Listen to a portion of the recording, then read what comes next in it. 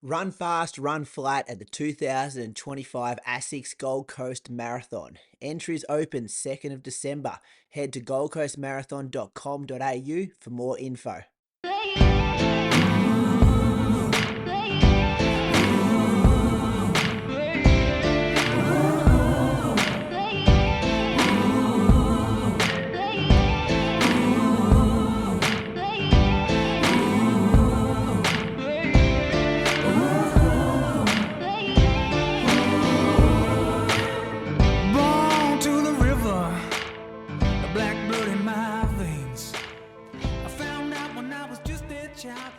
This week's guest on the Inside Running podcast is the 12th fastest Australian of all time over the marathon distance with a PB of 2:10:11 when he won the Gold Coast Marathon in 1989.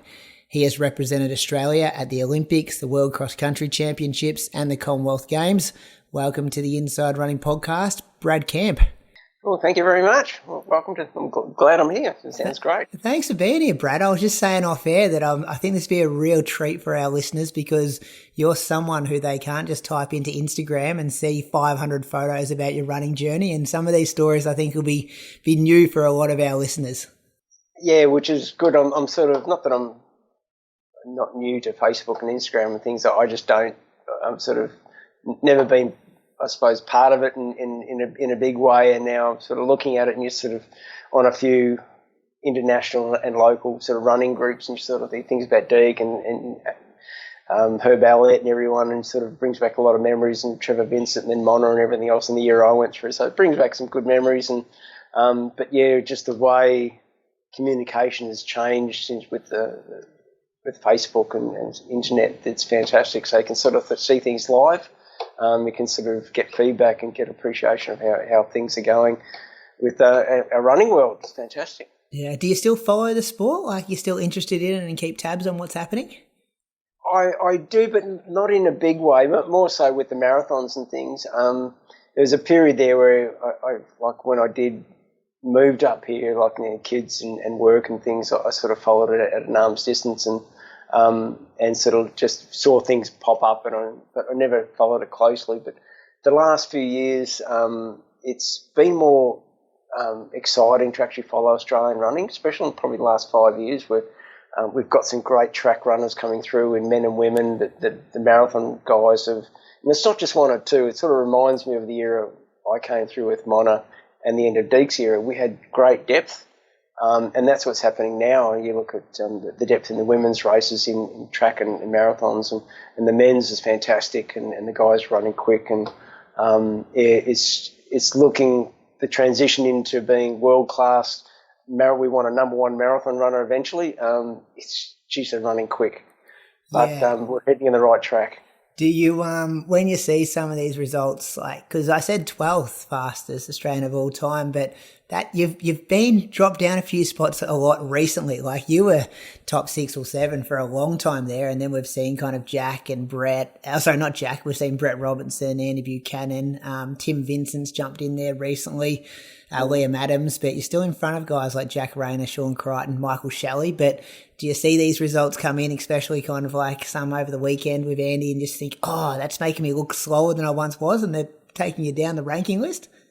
No, like I look at it, I'm wrapped. I mean, it's the era we came through with Mona and Deek, and they're number 1 and 2 and 3 in the world, and for a period of time, and their times were, like, Mona was borderline of world record, Deek achieved it, but we and there was depth there with those guys, and of course myself and a few others are chasing, but looking at it now, I think the depth with the running and the excitement of it is certainly starting to see good results. And yeah, our best guys went 2 hours 6, fantastic, and it was just a brilliant run this week by Andy. And but we're still 4 minutes behind The winner. The top 5. Yeah. The top 10 in that one race was under 2 hours 5. And that's just unheard of. That shows the depth in great distance running globally. But I think with Australia, I think we're on the right track. I think the coaches realise you just have to train fast, and suppose if I had any regrets with my running career, I just wish I'd trained, not that training distances or the sessions different, I just wish I trained faster. So you mean like more speed work kind of thing, or do you do the reps quicker that you're actually doing? Do the reps quicker. And I sort of found, I think Mono was a couple of seconds quicker on most sessions he did than I did, with the 400s or 1K reps and things. I mean, I sort of, in my marathon training, and I trained a lot for a 2 hour 7 marathon. Looking back at it, I probably should have trained for 2 hours 6, running the 2Ks repeatedly, say 2 hours 55 rather than 3 minutes, and things like that, which I think Mono just had that fantastic ability to sort of run at that speed for a longer time, and that's where Andy's done fantastic, and he's sub 3 minutes for that 21Ks. Jack Rayner is a sleeper. I really think looking at his track times and things reminds me of Carlos Lopez back in the day. 5:10, fantastic world record, won many titles. I'm not sure if he's a world record holder, but stepped up to marathon, and him and Deke just had some classic battles and ran some super times. So I look at him thinking, well, maybe he's the next one to come through and run a sub 2 hours 2, 2 hours 3. But they're all there and they're all realising what they've got to do, and it's fantastic. Yeah, and Andy set that time. I think a lot of those guys will be looking at him going, well, if he can do that, we can, especially, someone like Jack who might be a minute quicker than Andy over 10K. Might just be an issue if he can, keep his body healthy and actually do the training, I think is probably his big concern.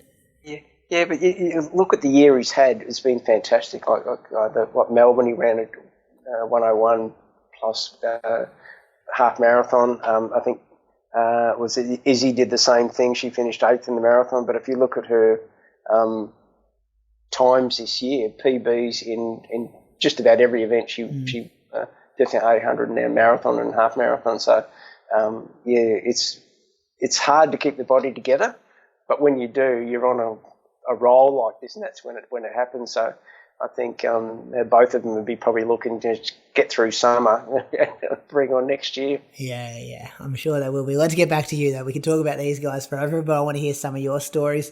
Cool. I like to talk about people's PBs. Now, I think I found your 10, your half marathon, and of course your marathon, the 2:10:11, which we read out in the introduction there. But is a 10K 28:49 from a Zatopek in 1987 where you were 6th? Is that correct? Yeah, I ran quicker at the Burnie 10.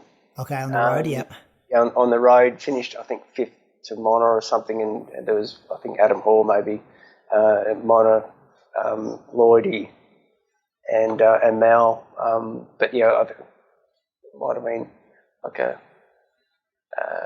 about 10 seconds quicker or something, but I don't count road races, but on track, that's my time, because that's a bit of a downhill race, Burnie. It's you're going to run a quick time on that, and looking at what I think Jack Rayner ran down there is lightning quick. So yeah, the 10K in Zatopek it's a tough race in summer. That one there's always hot, but it's and Mono just grinded you down. Yeah. Was it good cash at Burnie back in the day as well? People still go there for some good prize money. It was, and it was funny because a few times we flew down in a little 30-seater plane, and I joked one time, said, "Oh, that plane went down like Australian distance running. We just lost everyone except for Deke." Yeah. and you sort of think, well, maybe you should have gone in two planes. But it's a great race, and I think there's a number of good races around Australia where you can judge yourself because the course doesn't change against the elite. City to Surf is one, Burnie 10, and you see what Mono's done, what Jack and everyone else has done over the time.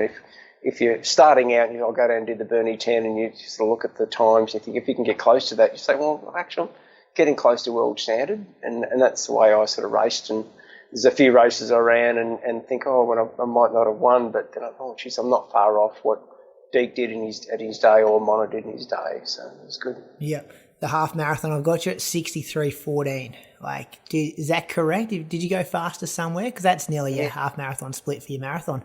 Yeah, I ran an hour 3:30 or 20, I think, on the Gold Coast. Yep. And so unfortunately, I didn't run enough half marathons. and I can't remember my 15K. I think I ran with Mona, and I finished second to him by about a metre at Fisherman's Bend, and that was it was 50, might be wrong, 43:59 or something, 58.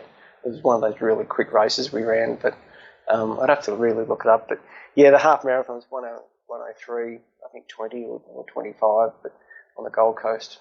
Yep.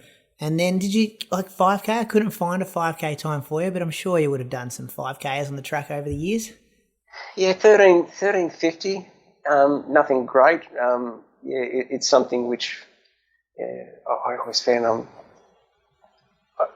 I get to the 4K mark and just get blow up because it's the guys of Mona and they just grind it out, and you're sort of trying to hang on that ridiculous K time, and they might run 13:40 or something like that, but you just blow up. And yeah, it was.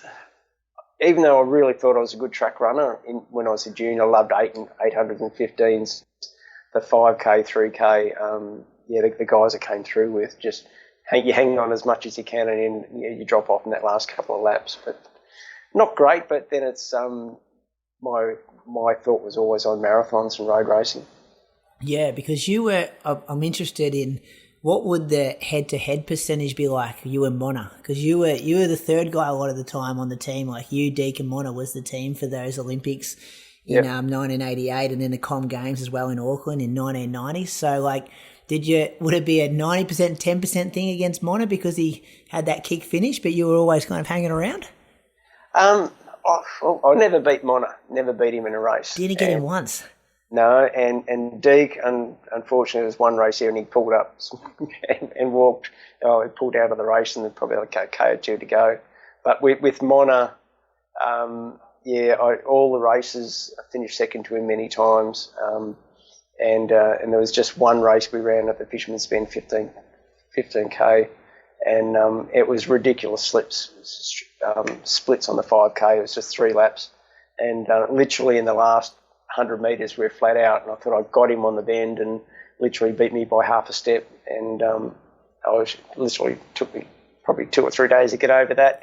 But when I was looking at the time and analysing it, Tom, my coach at the time, I thought, Jesus, because Mona was a few years older, you sort of think, oh, geez, actually not a bad time, and you can convert that into what we were looking at long term with marathons and things, and you're on track from what we're doing. So I think that time I'd won that Fisherman's Bend 15K as a junior at 19, then I won at 20, and then 21 Mona turned up. I think I won it 3 years now. In the 4th year, Mona turned up, and I thought that was where the big race came, and I probably ran a minute quicker than I'd ever done on that course. But it was he just had that ability to grind you, and you sort of think you're going quick, and then he'll just go a little bit quicker and then a little bit quicker, and change your tactics a bit more. I look back and there's nothing you can do when someone's leading like that. So, yeah. It's not a bad guy to be losing to, though. Like one of our greatest ever, you know what I mean? Yeah, and I look back and I think, even when I was racing, Mona, there was Adam Hall, Mel Nord, there's a number of others who all came through.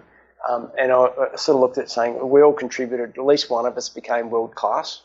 I look at myself, I was a good distance runner, maybe you could say a good elite, but the greats are Mona and Deke, and to be, I suppose, have races with him and to be able to help him get to there, and at least one of us was able to, I raced against Mona and he was world class and won a lot of races and finished in the top 5 and 10 of the Olympics a few times, and just a great distance runner at every event from track right through. To be part of that, saying, at least I contributed to his ability and his success, and I got a lot out of it. He definitely dragged me through, and he's the one who I was, every time I was training or sleeping at night, it was, how am I going to beat him? And I wake up even now thinking, oh, geez, some of those races were good, but bloody hell, what could else I have done? And I sat down with Tom before he died, and the same thing. Well, what would we have done? Just train faster.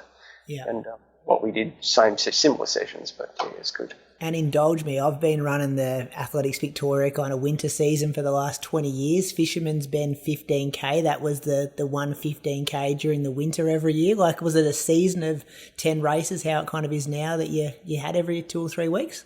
That's the part about it, like coming to Queensland, they don't seem to have that. But up here, in Victoria, you knew you had your 8K, 3 or 4 cross-country races, and 4 or 5 road races, and that all led into the road, the national titles and things. And the 10K used to be around, is it the race course down at... Flemington or Caulfield, one of those. Is it in the car park? Yeah, Caulfield, yeah. And that was where it's been done for many years, and you knew, okay, everyone's done that for 20 years. You know there's the times, and if you're running quick there, you can gauge yourself, the Bill Scotts in the day, well before Deke, even when Deke was running in his time. And so when you finish, you might, I don't think I ever won it, but a few times I ran quick and think, it's actually time you can have a little peek of what the elite were doing back then, what Deke, especially Deke, and think, I wasn't far off him. But then Mona was leading the way, so... but yeah, all those races, I think Victoria's got the best racing program because you can plan your year around some good races. I was lucky enough to come through, which every one of those races you had the top 10 runners.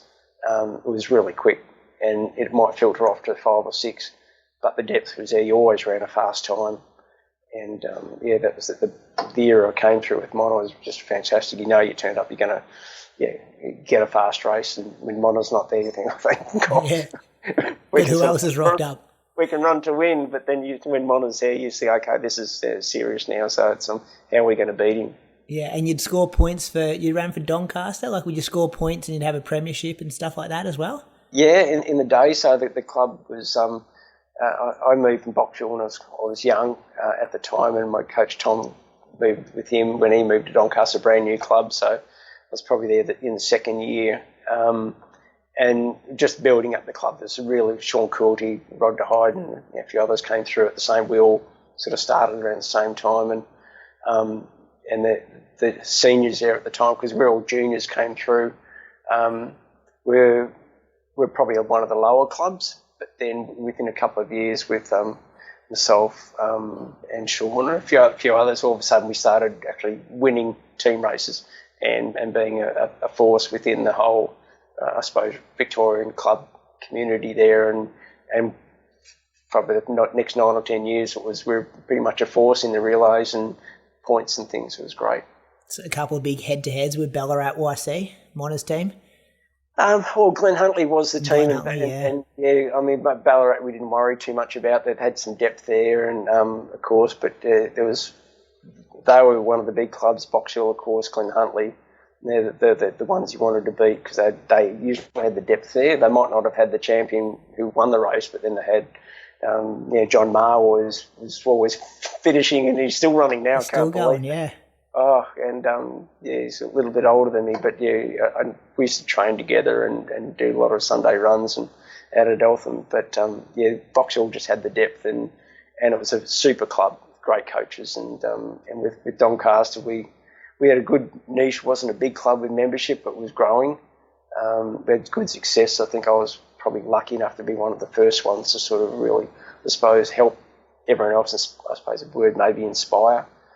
Come through. I was probably in my own sort of focus of what I wanted to do, and probably a little bit as a runner being a little bit selfish and I've got to do this and got to do that. Whereas and I do my own sessions, but then jump into the other sessions, and or still we got on well and raced well. But Doncaster's we evolved into a really good club, and I think in our prime, in 1984 we did a 12-hour relay, and we still hold the national record for it. So, okay. Yeah, so which is I think 274 k's we ran on the day. So, I can't remember. I think I did 16 1-mile reps, and I think the last one was about 4:30, and broke down with shin splints after it. But that gave me a good base, but on a tartan track as well. So. Yeah, the old rubber tracks. Yeah, okay. But you still got the record though, so that's worth an injury for. Still in the books. Yes, yeah. The guys rang up, said to come down for a reunion this year because it's the anniversary, and I just couldn't get down in September. But we've lost one or two who died, which is Sean. But it's good memories. Yeah, it's a good era we came through. Yeah.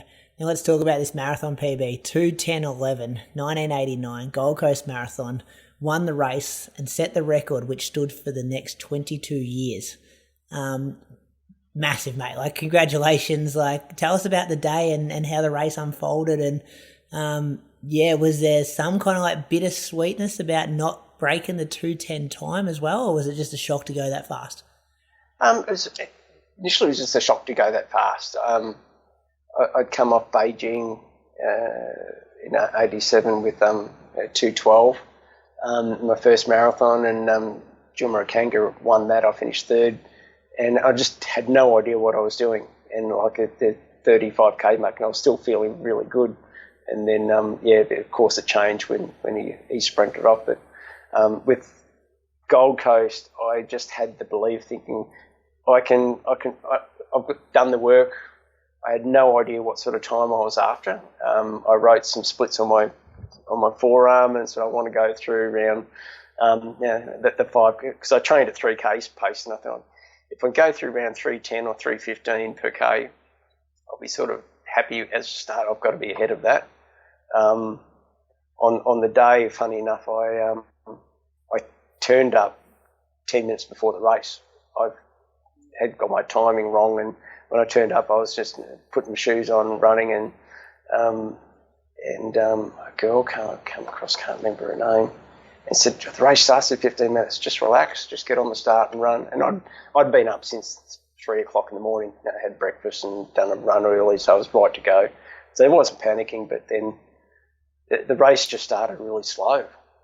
I just couldn't believe how slow Pat Carroll and the group we're running with. And when we sort of got to the first, I think 5k, it was like 16 or 17 minutes, and I thought, this is might have been 16. It was really slow, and I'm just bouncing. I'm actually running into people behind, and I was like the back of the pack of about 20. And I thought, this is just, because I was just, I don't know, running on heat at the time. So I just went around and just took off and said, I'll just get on my comfortable pace. This is like, see what happens. And just got onto like a 3-minute Ks after the 5k, and I think I did about 15 of those straight. And when I was looking at the times, it was just like a Sunday run. I was just cruising. I just felt so good. We all get these runners' highs. That's what I always call about it. When it's there, you don't realise it. You look at it after the race, where you go through 90% of the race and just feel great, and until the end, of course. And that's what it was like. I just sort of kept churning out these Ks, and halfway around 65, 30, I think it was. So pretty much the same split. Yeah, but you must have picked it up a lot, though, if that first 5k was so slow. Yeah, it was that to me. I did, I think, 15 or 16 3-minute Ks in a row, looking at the splits, and then I had a guy on a bike, and then had a few people on the course, and then I was looking at the times anyway, and had the splits on my arm. I kept looking down, but okay, the next guy, I just looked, oh shit, that was 15 minutes. And the next one, that was 30 minutes. The next K, and I thought, like, I didn't worry about looking. All I wanted to do is actually just run and keep control, and just don't feel tired, and just keep the rhythm going. And then, it was just sort of focusing on making sure you get your drinks and things, and just getting through that first, I suppose the first 20 Ks, and then I knew I was at least on track for what I wanted to do. When I looked down at 65, 35 or 30, I looked down, all of a sudden, geez, I'm on track for a good time. And I didn't really think of an end time, just that, okay, I'm on track, okay, just back to business. And then there was a turnaround point when I got to Burleigh, and that was probably around 25k, 28k, and the turnaround point, you come back. And I thought I couldn't, the guy on the bike next to me said, there's no one behind you, and you're just focusing. I didn't even bother looking back, and then I turned around and said, where are they? And I started accelerating. So I just want to get as far in front of Pat Carroll, and minute after minute after K after K. So it's like 5 minutes. Like, I looked down at my times, worked it out, so it's 5 minutes ahead. Thinking, wow, I'm so far ahead. It's okay, back to business. No, only way I'm going to lose this is if I blow up. And okay, I didn't even think that. I've got this one. I've just got to okay, how fast do I want to go? Keep control, keep aware of the body if anything goes wrong. And I think in the last, I just kept churning out, I think 3.7 Ks after that, or might have been 3.10, 3.12. And then the last probably 3 or 4 Ks was where all of a sudden I think, I'm hurting. this I've just got to grind it through, and it's running 35 k's on your own was just like a Sunday run. Yeah, it was lucky because if someone's there, you don't luckily just run 2:10. No, yeah, but if you had someone there, it changes your I suppose, outlook on it. If someone all of a sudden, it's like with Mono, you're all of a sudden cruising at 250 pace at a 10k road race, and all of a sudden it accelerates. You think, oh, I'm out of my comfort zone. I'm not used to this. So, and that's why I sort of looked at the training wise, just being prepared for that. And you train for it, and you unexpected things when you do. The body doesn't want to go any further, and how am I going to get through this? Is the mind over matter? Is it the body or is it the mind? And but it's just one of those days. And luckily enough, I've had a few I can talk about, which I finished the race, and I was bouncing around for about 3 or 4 hours after it, as though I'd just run 100 metres. So I did suffer for 6 weeks after it, but that first 24 hours, I was just, wow, it's good fun. Yeah, it must be. And what's in your drink bottles in 1989? What are you drinking? Oh, it's typical what Deke was doing, and what the Institute of Sport was, a polyclose 5% little bit mixture. It's like a polyclose sugar. Mix it in the bottle, 250 mil, 300 mils, little sauce bottle, and mixed with water. It was good. Yeah, it's pretty simple, and not sure from what I read about whether it's as good as, actually it was probably better than what the Gatorade and that now. When you sort of look into Gatorade, how it's better products out there give you better return. But it was good. There's some people had coffee called Coke in the last couple of last drink bottles. There's black, and I think I picked that one once in one race, and it was Coca-Cola. I think didn't know what I'd never drunk Coke at that time until I was about 30. So learn more about it as you get older. But at the time, that was the go. What everyone was using, I think. Yeah, well, you'd be happy to know that Andy Buchanan had Coke in his 40k drink bottle. He was telling us last night, so that's still continuing in 2024. Good. I'm surprised it wasn't a Red Bull or something. A V, if you had that around about the 38k, it'll kick in and probably get out of the system just as quick, but you certainly get a buzz, I suppose. I haven't tried it running. So. Yeah, and winning Gold Coast in 1989, like we and a lot of our listeners will know what Gold Coast is like in the year 2024. In the last couple of years, is it will sell out. It's big crowds. It's a lot of internationals they'll fly in now as well. So some pretty fast time for the men and the women. But did you become was that a big win at the time? What did you get a good prize? Do you mind me asking? I can't even remember. I think it was about $3,000. I might be wrong. Okay, yeah. I just can't even remember. But yeah, well, it wasn't much at the time. I didn't get any appearance money or anything. They probably did it in the day with all the internationals.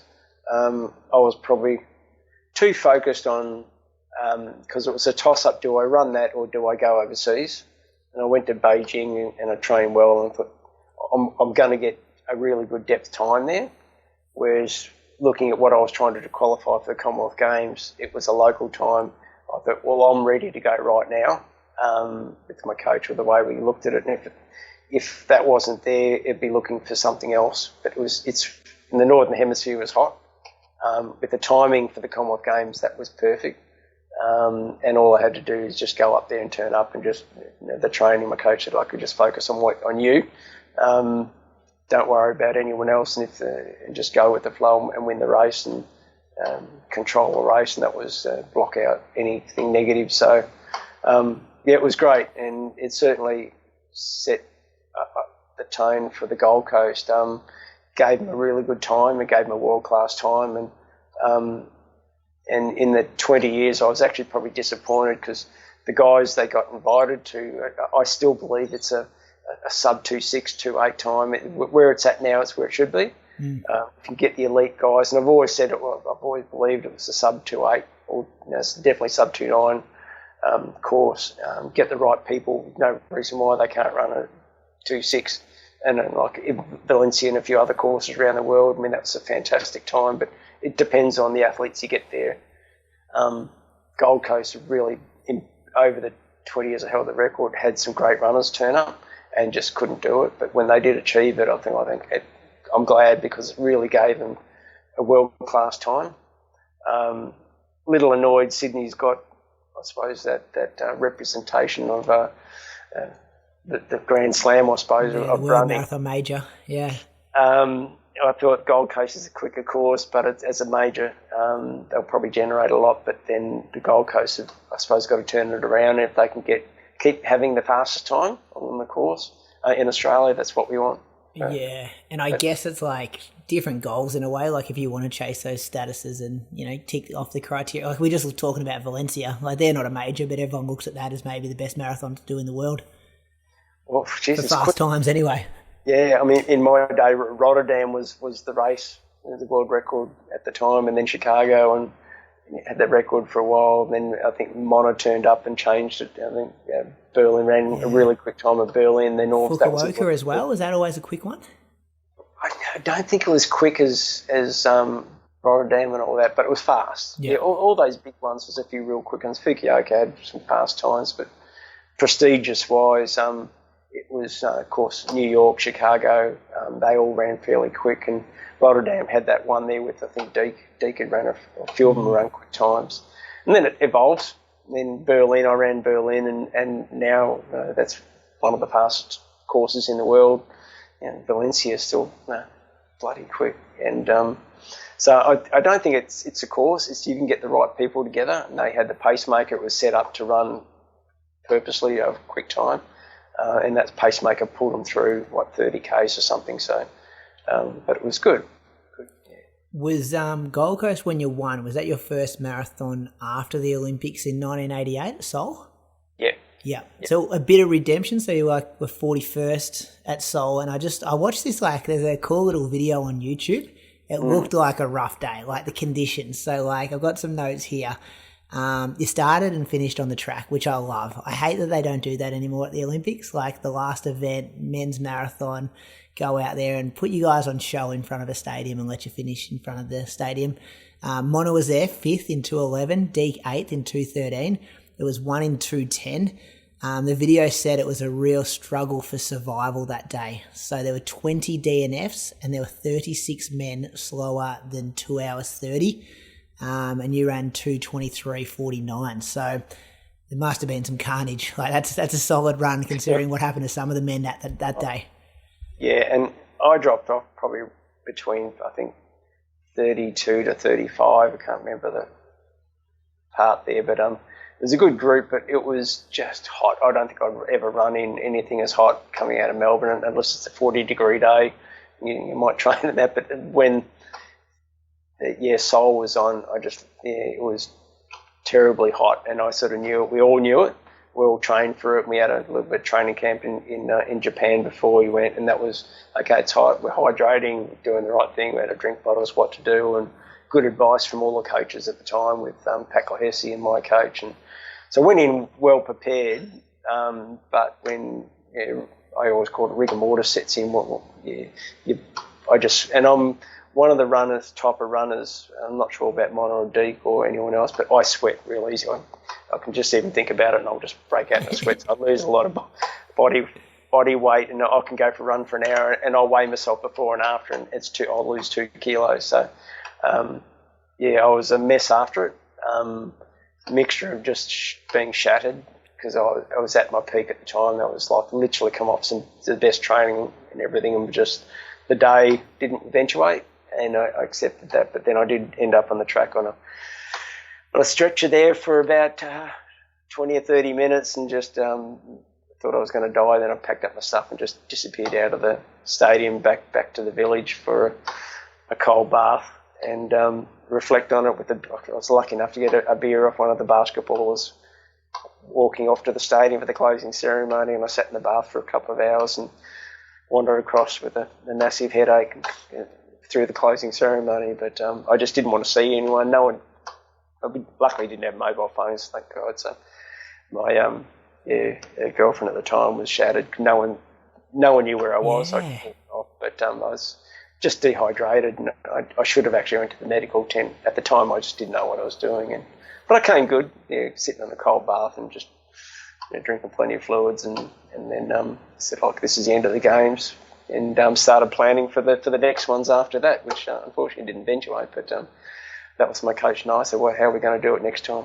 Yeah, we'll show some footage on our social media, because it's literally like there's guys on oxygen at the finish line. There's people rolling around. Like, it is true old school carnage of, like, this is what the marathon can do to people at the highest level. And it must get, I don't know, it must be weird for you now watching them, pre Paris Olympics marathon, and they got the ice vests on and having the slushies, and they got 5 or 6 team doctors around them, and it's like very different. Like, you kind of, sounds like you left your own devices at the end there, and it's just get your own way to a bath and have a beer and get to the closing ceremony if you want to. Yeah, and I think with my point, I should have looked for the team and the team doctor and my coach and everyone else, but I suppose it was me just being so disappointed, but just not knowing. I was probably half dizzy at the time and not thinking straight, but that's probably the way I do things. Some races I just want to be on my own and sort it out, and I need 5 or 10 minutes to reflect and move on from it, which I do try pretty quickly, but that was just hot.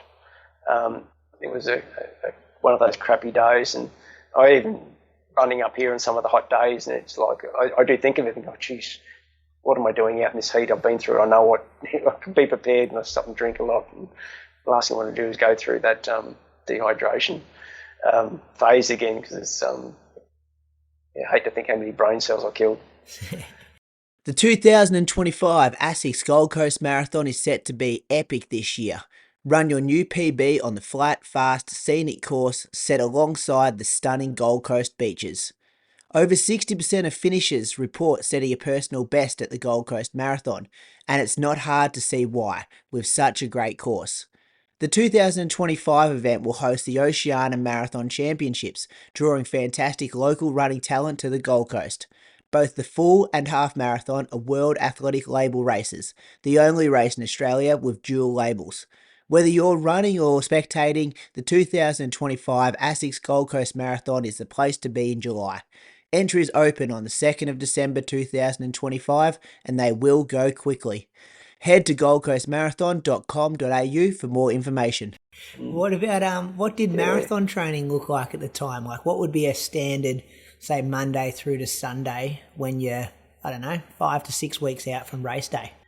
Well, it was sort of started tapering. Coach and I had a block of, like, every quarter, every year, 3 months and we'd have high training sort of blocks at the start of the year, big base training, and you still race off it with the winter season and things. But that sort of period leading into it would be, I'd still do the odd 20k runs, at 20, maybe the odd 25k, but because I was actually in miles at the time. But it's more so like I'd be dropping back from 2 hours runs to about an hour 50 and then to an hour 30. But at tempo, it wouldn't be just an easy run. Probably by the end of it, I'd probably run close to probably 3:30 in the last, say, 5 or 10k as some of those Sunday runs. The track sessions and a lot of fartlek sessions, whether it's 3 minutes on, 5 minutes on, just on undulations. Did a lot of that, and the track sessions were really sharp. Tom sort of got a Carlos Lopez, Emin O'Callaghan session actually, where it was a 1200 at marathon pace, then you do 2 800s at 5k pace, 2 1ks at 3k pace, and 2 400s or 200s as quickly with about a minute recovery into each, and you sort of crawl off the track. But it's just really having speed in the legs, and that was sort of one session we did where we sort of tried to sharpen up. Of course, the 8x400s every now and then we'd do those, and some 200s at high clip, probably around 30 seconds with a 100-metre float, and do 10 or 15 of those. But trying to keep the leg speed sort of going, and the recovery flowing as well, without flattening yourself. But everything was, the mileage probably dropped down to around 100 140k, the 120k, and probably raced off about 60k the week before. It was so. But before that was sort of pretty big Ks. We were doing leading into it. How big were the big weeks? Like you're talking, 190, 200 more? Yeah, probably around 220, 240 sometimes. And okay. 4 months out, I'd do a 50k run. That was easy. You do your morning session. It was always easy.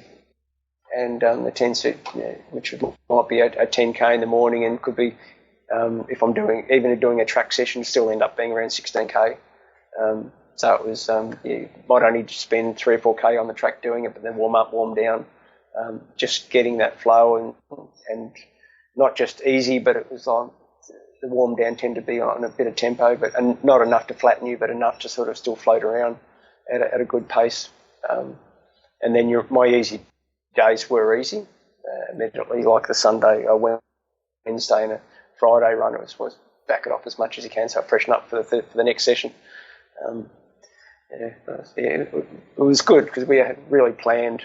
Actually, we planned 5 or 6 years out for that. So when I finished school, we talked about the Olympics and how we're going to get there, and these are the sessions and what could build up from 80k weeks to 100, then 200 and 240, and then have these blocks we did. And Tom was really good.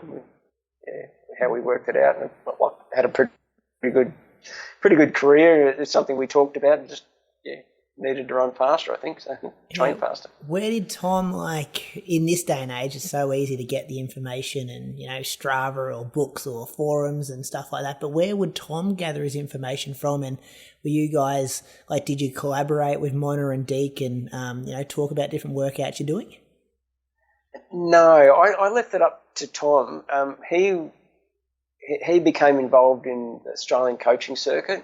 They promoted him up into that, so he had a network of being able to, I suppose, access what Pat Glahesi and the Australian Institute of Sport were doing.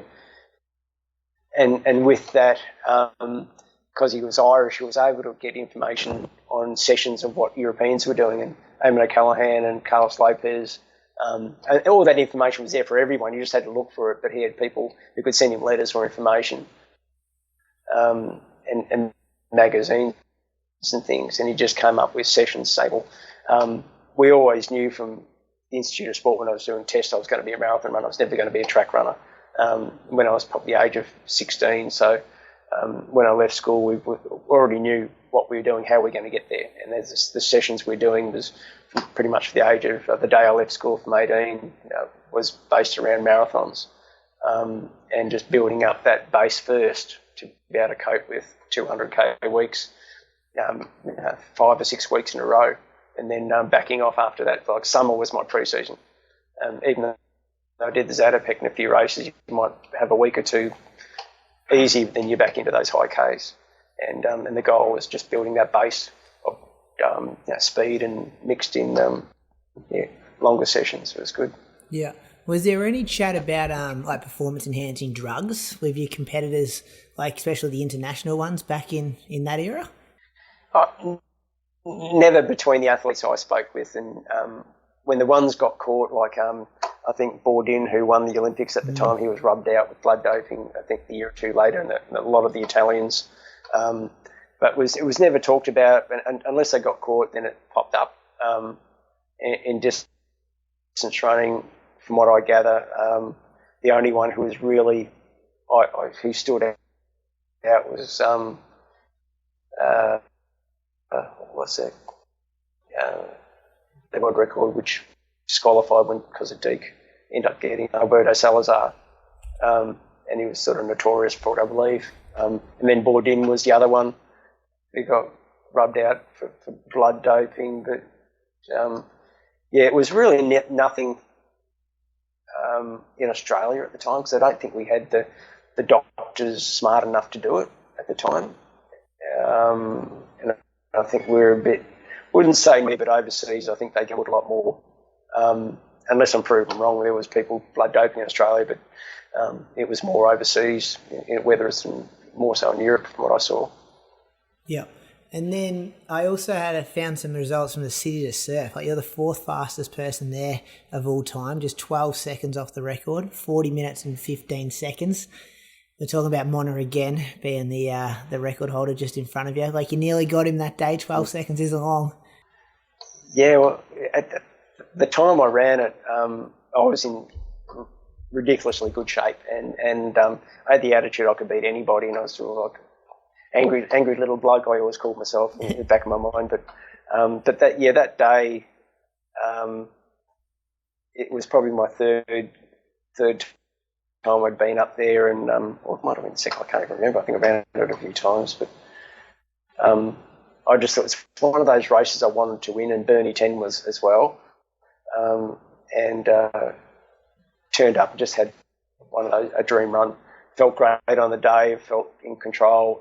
It was just a fantastic run. I'm trying to think of the guy who came second at the time, but an American guy came to me, but he came off a 1:02 world record half. So I just thought, wow, this is going to be a great race. Lordy was there and a few others, so the depth was great. But yeah, it's one of those runs where just everything went good, and I beat him by about 2 steps. A metre to go for the race, and it was just a dream run. All the undulations and the hill and everything else they talked about, it was just a blur because I was concentrating on controlling the race, and having him next to me was next. The it was that quick. It just seemed like it was like a 100-metre race rather than a 14K. Yeah. And when you're like, that would have been massive, and Beta Breakers, I'm sure, in the US would have been huge as well. But now do you sit back and think, wow, like the numbers at Gold Coast and Melbourne and Sydney, and like it feels like everything sells out now, and like this massive running boom's hit Australia and the world. Like, do you feel still connected to the sport, I guess, from like your generation of running? I definitely do, and because when I started running, there was a bit of a running boom because of Deke at the time, and globally it was the Seb Coe and Oved, and like running was fantastic. It was on TV all the time, and having that boom again now. I sort of found to move up here to the Gold Coast. I had my own, like, I bumped into a few people who recognise me and things, but I've moved from onto Palm Beach probably the last 7 years, and in a running group now, which is we call ourselves the Good Time Runners. A lot of hackers like myself, and just go and train. But the group started with about 100 of us. There's about 600 in the group. There's probably 50, 60 turn up every session on the Tuesday and Thursday, Saturday for a session, mixed from 20-year-olds to 75-year-olds. We all just do our sessions on the road and have a coffee after it, and a big social thing. But there's so many running groups on the Gold Coast, and it has just evolved, and the park runs have really added to it, and it's just encouraged people just to get out and exercise. And I think that's the best thing what's happened globally, and especially here in Australia. A lot of the parks, and admittedly I've only run one. I ride past, I do a bit of ride cycling now and things, and there's a couple of hundred at the local one at Kira I see, and the other ones, and people out there just exercising. And I think, I don't know about the other states, but on the Gold Coast, the booming's fantastic, the running boom at the moment, and you get on some of the paths and things, and it's peak hour, and you think, bloody hell, just bugger off. And this is like 5 in the morning, because we do our sessions in the morning, not at night, it's too hot. So 5 o'clock, you do 5 other running clubs doing the same thing with 50 people running up in front of each other. And it's great, fantastic. Have you ever had to like tell anyone who you were? Like, some of the young'uns come into the club and think they're going all right, and you're like, hang on, I'm going to tell you a story about 1989 Gold Coast Marathon, winner, held the record for 22 years. No. Surely, come on. No, and I don't need to, unfortunately. I'm not sort of, the running club, they just say, oh, go, you know who you're running with? Okay, that's good. That's good. Just let me run it. Yeah, so they, and it's good because at the Gold Coast Marathon, I try and help out as much as I can. If they want PA. I did it for many years with them, and but it's something which if I can contribute to encouraging people to exercise and be healthy is my goal, and that's what I'm at the moment. Just enjoying what I do. The body's still pretty good, a few niggles, and that's why I've resorted to cross training and doing a few triathlons and Spartan races, and the cycling's probably a major part, doing a few 100k races and things, which is a bit different. But the running boom is really just, I think, fantastic at the moment, and it's capitalising with the depth in all our events of track and running with men and women. Yeah, I remember the Gold Coast Marathon talking about, some roles with them there. They probably still do. They used to do like a luncheon maybe a few days before the event. And I remember they had this like sub 2:10 club. They'd get a couple of the boys up on stage. And I know I was in the audience one year, and I remember Mona made special mention of his like, hang on, Brad Camp's sitting in on that table over there. He just missed the sub 2:10, but he was very, I guess, nice that day and saying like he's just missed it, but he still needs to be acknowledged. And I remember the room gave you a round of applause, and they do a good job bringing those sub 2:10 guys back. But at the same time, I wouldn't say I felt sorry for him. I'm glad Mona, brought the attention to the audience that you just missed that time, and you were, one of the greats of Australian distance running. Yeah, and they come up every year for the event. They host it and they do a bit of MC and promotion for the sport. So I'm not like it's my career. I look at my career's finished, and I was a good runner at the time. Achieved some good things. I always say, well, what if? But then being part of, I suppose, Mona and Deke's era is so important. To at least have one of us or two guys raced against, just be legends of the sport and legends globally, and to help them promote the sport is paramount. Looking now, I'm turning 60 in a few weeks, and it's the sport has evolved in the last sort of, I think, 5 or 10 years or 15 years, where the really good group of runners are coming through. They've always been there, but now we're getting depth, not just one or two. And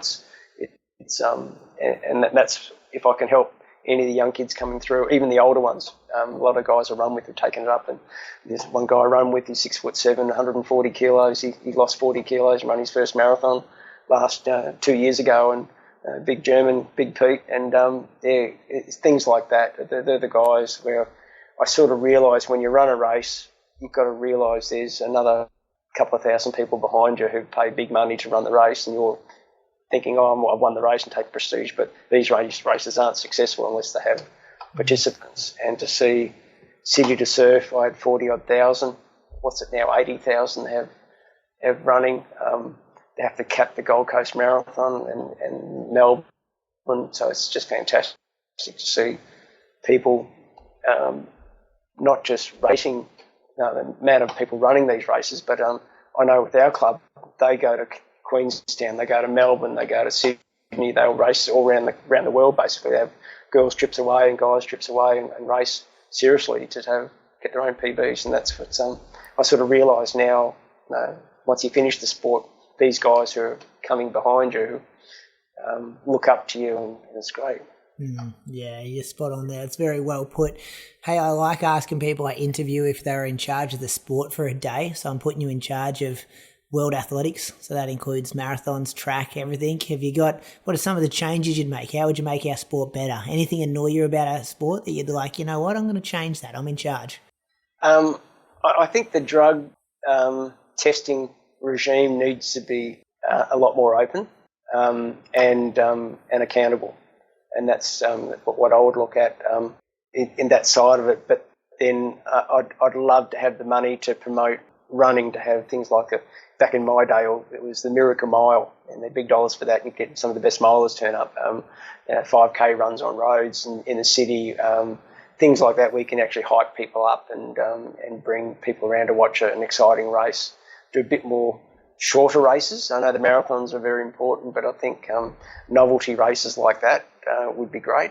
And I suppose what's exciting is track running somehow have that promote it a bit more to get people to turn up and race. And we've got an exciting young guy coming through, Gout. And I was looking at some of the times and the age and the size of this kid, and I just hope he keeps evolving the way he is, and let alone all the others, like the middle distance running as well. So I think track would be great to have a stadium where we can fill it, and a proper stadium with 15,000 people can actually fill it and make it exciting. Things like that. But I'd love to promote the sport that way, get a bit more TV coverage and excitement in it. Yeah. Well, the masses are there on the roads, aren't they? Like we just spoke about the big races and the Australian marathon scene. Like if we can get those people actually going into an athletics track to watch some of these legends, that would be a great sign. Hopefully by Brisbane 2032. I think they just announced today, didn't they? The Gabba's going to be the stadium for the athletics. Yeah, I hope so. Well, they can't get an athletics track in the middle of it, so they've got to either take out about the first 3 or 4 lanes, rows anyway. But it'd be great. I mean, it's a lot of money, and every state's in debt substantially, especially I know Queensland and Victoria and the whole country. But to spend that sort of money would be fantastic long term for the Gabba. We need probably a 80,000 seat stadium or 70 seat stadium, and looking what Perth looks like, the new stadium for Perth and Adelaide. Brisbane just needs to step up, and they're running out of time. It's you can't build one of these in a couple of years. You need probably 6 years to build them, so it'd be good. Yeah, Brad, it's been a pleasure tonight talking to you. Looking forward to it. It'd be great. I've loved the conversation. I love the rabbit holes we've jumped down. No, thank you. It's been great and much appreciated. And yes, let's just hope we can keep promoting the sport and on to bigger and better things. Set your new PB at the ASICS Gold Coast Marathon. Make sure you grab your entry before they sell out. Head to goldcoastmarathon.com.au for more info.